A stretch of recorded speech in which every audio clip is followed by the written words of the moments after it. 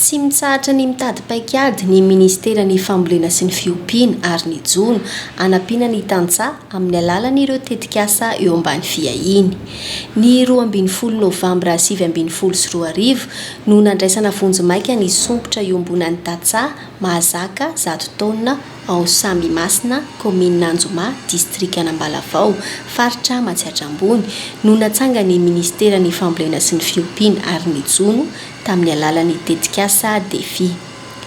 Famokarana tantanam-pianakaviana miisa 400 ao anatin'ny fikambanana fivoaran-tsoa no mitantana ity fotodrafitrasa ity. Tanjona ny hanampiana ny tantsaha amin'ny fanangonam-bokatra. Izy ity zany no azo lazaina hoe fotodrafitrasa voalohany angambany raha tsy diso ako nataon'ny fandanasa Defi atao anatin'ny fatra Fianaratsoa ary atao anatin'ny fatra isan'ny fandanasa Defi ihany koa. Tanjona moa zany dia hoe mba ahafahan'ireo tantsaha ireo mitahiry ny vokatra vary izay atao anatin'ity lemaka voatondraka ny vohitsambo ity izay efa nasiana fanamboarana fanatsarana moa zany tamin'ny tetikasa Pursapsa tany aloha tao anatin'ny velaran-tany mihoatra ny 700 hektara.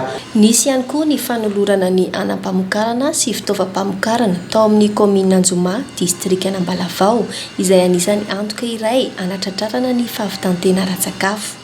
Tanjona ny iakaran'ny vokatra 4 hatramin'ny 4 taona isaky ny hektara any amin'ny distrika iny izay fanampy lehibe napetraky ny tantsaha. Makasitraka zahay satria maro ny tombontsoa azona avy aminareo, nahazo zahay zezika, nahazo briety, nahazo nahersy, sisahirana sony zahay mendrana fa efa afaka mampiasa tsara ny fitaovana avy taminareo zahay, dia afaka mitombontsoa masara ny fomba fiasanay, ny vokatranay moa manantena anay hitombo be dia be fa tsy ohatra ny taloha koa satria hitanay hoe miamivoatra ny fiainanay amin'izao ny fanampiana avy aminareo avy any ambony. Anisan'ny distrika mamokatra Ikalamavony ka tantsaha-pamokatra 570 no tolorany ministeran'ny fambolena sy ny fiompiana ary ny jono anam-pamokarana sy fitaovam-pamokarana ny 13 Novambra 2024. Izy ireo izay miasa amin'ny sahasekoly 15 ho an'ny lalam-piariana vary ary 17 ho an'ny lalam-piariana katsaka.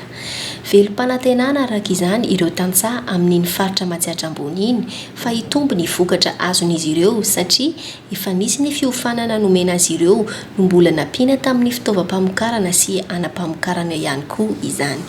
Manatentsika fa hitombo ny vokatra dia anisan'ny anjara biriky ny ministera izay iarahana miasa amin'ireo tetikasa sy programan'asa ny aty anivon'ny faritra Matsiatra Ambony moa zany dia misy ny tetikasa Defi izay manampy betsaka ny ministera eo amin'ny fanatanterahana izay tanjona izay.